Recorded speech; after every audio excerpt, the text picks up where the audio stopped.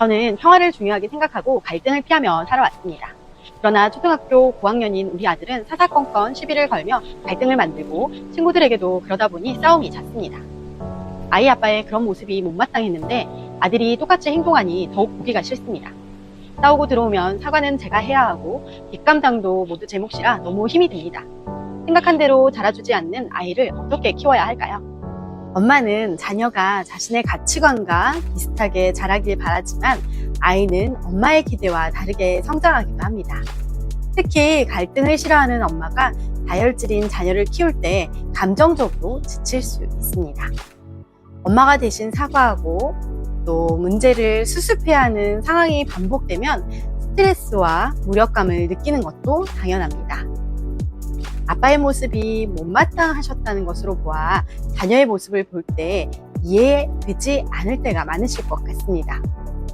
이 상황이 힘들게 바라봐지실 때가 많을 것 같아 안타까운 마음이 들기도 합니다. 하지만 자녀의 성향과 달리 양보와 평화를 중요하게 여기는 엄마의 가치관은 아이에게 배려의 가치를 가르칠 수 있는 좋은 기회가 될 수 있을 것입니다. 또한 아들이 자신의 의견을 강하게 표현할 수 있다는 것은 리더십과 자기 주장이 강한 성향이기 때문에 엄마에게는 좀 부족하지만 자녀에게는 긍정적으로 활용할 수 있는 강점입니다. 행동을 개선시키고 싶어하는 엄마의 적극적인 태도는 아들의 문제를 해결할 가능성이 높습니다.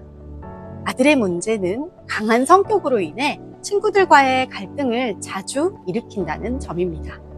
엄마가 아이의 갈등을 해결하는 역할을 떠맡으며 스트레스를 받고 계신 상황이기도 합니다. 아이의 성향으로 보아 자신의 행동이 남에게 어떤 영향을 주는지 인식을 하지 못할 가능성이 있습니다. 엄마가 아이의 모습을 남편과 동일시하여 감정적으로 더욱 힘들어하고 계십니다. 이 성격은 타고난 기질과 환경의 영향을 동시에 받습니다. 자녀는 엄마와 다른 성향을 가지기도 합니다. 뱃속에서 나온 아이도 정반대의 성향을 가지기도 하고 또 때로는 부모와 다른 형제와 또 다른 성향을 지닌 자녀도 있습니다. 온순하고 착한 성향이고 또 어떤 문제를 내현적으로 해결하는 성향의 아이라면 관계 문제로 드러나지 않기 때문에 키우기가 편할 수 있습니다. 하지만 외현적으로 밖으로 표출하고 또 자기 주장이 강한 아이는 충돌이 잦을 수 있습니다. 하지만 올바른 방식으로 표현할 수 있도록 지도하면 리더십이 있는 아이로 발전할 수 있습니다. 부모가 대신 사과하는 것은 아이에게 책임감을 길러주기는 어려울 수 있습니다. 반복적으로 이 상황을 설명하고 자녀가 자신의 행동에 따른 결과를 직접 경험할 필요가 있습니다. 해결 방법을 제안해 볼게요. 먼저 아들의 행동을 있는 그대로 인정하고 수용해 보세요. 너는 너 생각을 강하게 표현하는 성향이 있구나. 다만 이 생각을 말할 때 상대방의 기분도 고려하면 더 좋을 거야 라고 반복적으로 이야기해 줍니다. 이때 친절하게 이야기해 주어야 합니다. 일부러 그러는 게 아니라 본인은 강하게 표현하는 성향을 지녔기 때문에 자신은 자연스럽게 하는 행동인데 부정을 당하게 되면 자기 비하로 자신의 성향과 존재를 부정할 수 있습니다. 아이의 성향대로 표현이 좀 강한 것이었다면 자신이 있는 모습 그대로 소중한 존재라는 것을 인식할 수 있도록 자녀를 수용해 줍니다. 두 번째로는 자녀가 자신의 행동을 돌아볼 기회를 주세요. 오늘 친구랑 싸웠다면서 무슨 일이 있었는지 말해줄래? 네가 그때 어떻게 행동했는지 다시 생각해보면 좋겠어. 자녀의 행동은 제어할 수 없는 순간 충동적인 행동일 수 있습니다. 행동에는 옳고 그름이 있기 때문에 반드시 가르쳐야 합니다. 하지만 윽박을 지르거나 과도하게 혼을 내면 행동 교정을 해야 하는 이 상황에 자신이 잘못한 행동을 반성하는 그 본질을 떠나서 이 상황이 무섭게만 느껴질 수 있습니다.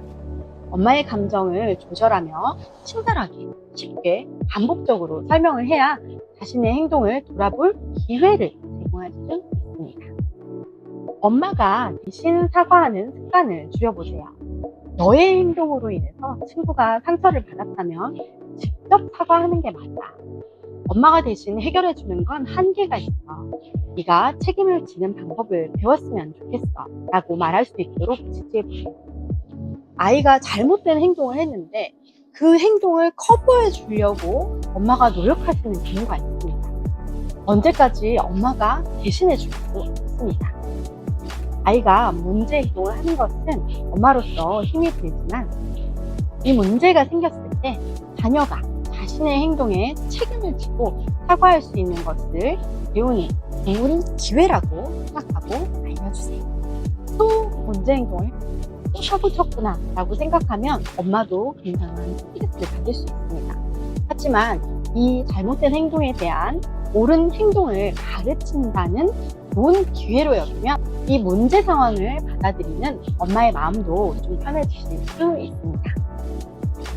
네 번째로는요, 감정 조절 및 갈등 해결 방법을 갖춰보세요. 화가 날 때는 깊이 숨을 한번 쉬고 한 번 더 생각하고 말을 했으면 좋겠어. 강하게 말하는 대신에 차분하게 설명하는 연습을 해보자.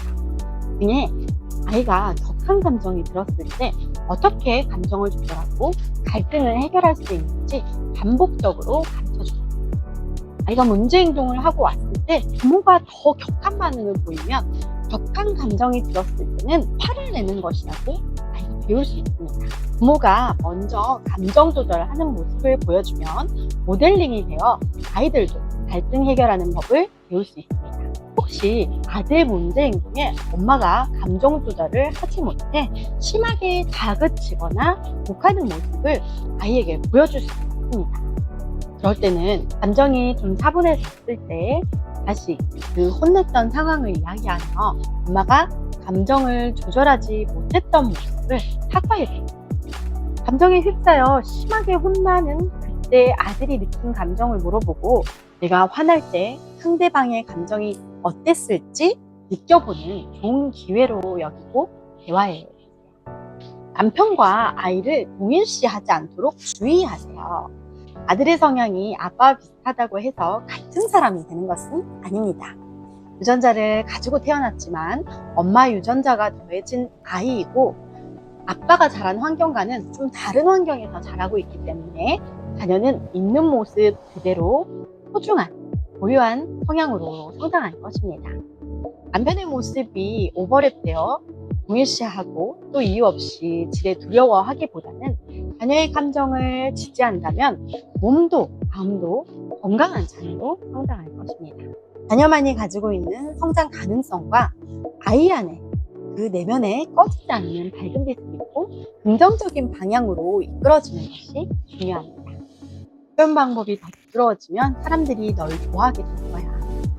앞으로는 이 행동에 네가 좀 책임을 져보자 라고 이야기해주며 다음에 갈등이 생겼을 때 대안도 미리 함께 세워보세요. 칼 융은 이런 말을 했습니다. 아이들은 우리가 원하는 대로 자라주지 않는다. 다만 우리가 하는 대로 자란다. 아이의 성향이 부모와 다를 때 스트레스를 받을 수 있지만 이는 반드시 나쁜 것이 아닙니다.